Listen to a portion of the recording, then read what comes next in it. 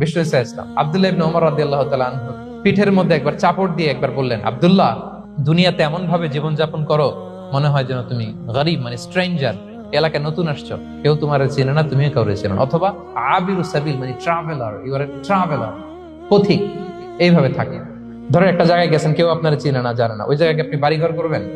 কারণ তো চিনেনই না, এটা সেফ এলাকা, তাও জানেন না, টাকাও তো নিয়ে আসেন নাই বাড়িঘর করবেন, কিছু করবেন?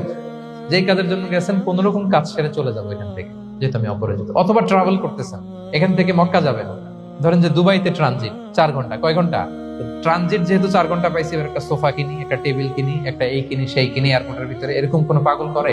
তাহলে এই 4 ঘন্টা ট্রানজিটে কি করে? এই চা খেতে খেতে, মসজিদের ভিতরে 2 রাকাত নামাজ পড়তে পড়তে, ওয়েটিং এরিয়াতে বসে পত্রিকা পড়তে পড়তে কোন রকম কাটায় দেওয়া, কি বলেন? নাকি ওইখানে সোফা টোফা, বাড়ি ঘর, এটা সেটা কিনা শুরু করেন 4 ঘন্টার জন্য? এরকম কোন পাগল আছে এরকম? না। আবিরু সাবিল, আহা, দুনিয়াতে এভাবেই বসবাস করতে হবে, গরিব ও আবিরু সাবিল, স্ট্রেঞ্জার অর ট্রাভেলার।